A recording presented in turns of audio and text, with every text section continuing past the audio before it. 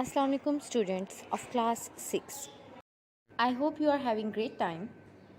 For the subject of history and geography, we'll start our lecture with chapter number 1, Human Rights.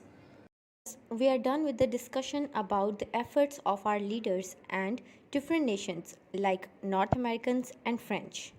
Today, we will get to know about the different organizations like UNO and Amnesty International working for the rights of human beings. Let's start with the UN, United Nations, and the Universal Declaration of Human Rights.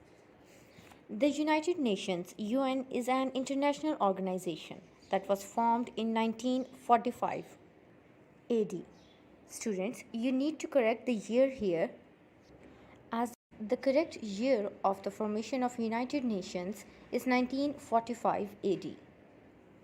It was basically formed during World War II to avoid any further war like that. So we can say that it was to promote peace between nations of the world. Its members realized that this would not be possible if people did not have basic rights in their own countries.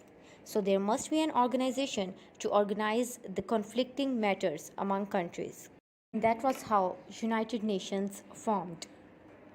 The Persian poet Sadi of Shiraz had said these well-known words as declaration of peace and empathy, that children and Adam are limbs to each other, having been created of one essence.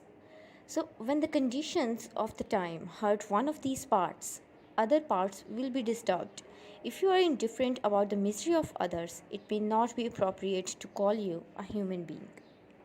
This statement by Sheikh Sadi is also inscribed on the entrance to the Hall of Nations in the headquarters of UN in New York.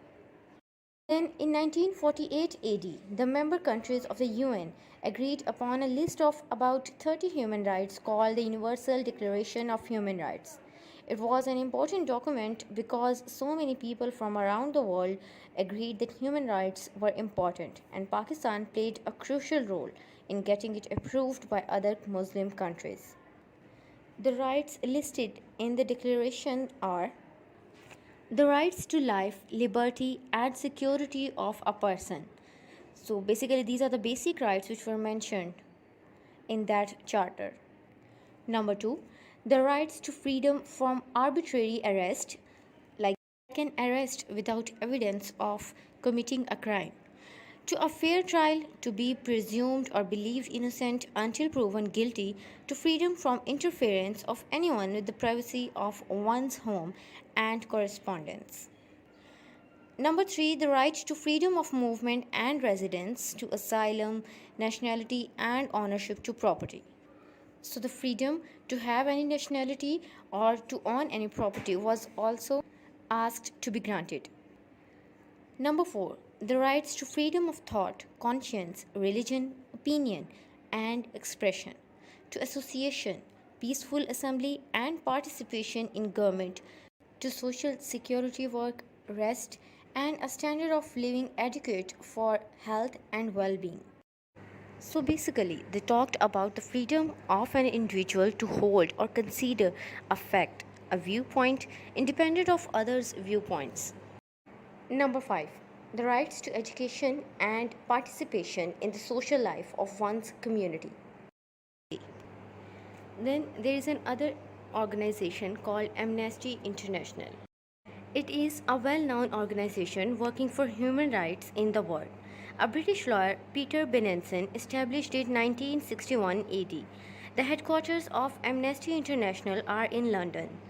It is a global movement of more than 10 million people in over 150 countries who campaign to end abuses of human rights. Amnesty International works for those people who have been imprisoned because of their religion or political beliefs. The organization also works for the promotion of the Universal Declaration of Human Rights. In short, it is another organization to preserve human rights. Here we have question number 4 in exercise related to this topic. We have just learned what is the Universal Declaration of Human Rights, why it is important. Answer to this question is in paragraph number 2 In 1948 AD, the member countries of the UN agreed upon a list of about 30 human rights called the Universal Declaration of Human Rights. It was an important document because so many people from around the world agreed that human rights were important. Mark the answer on your books, read the topics on your own, and learn the answer accordingly. That was all for today. Thank you so much, and Allah Hafiz.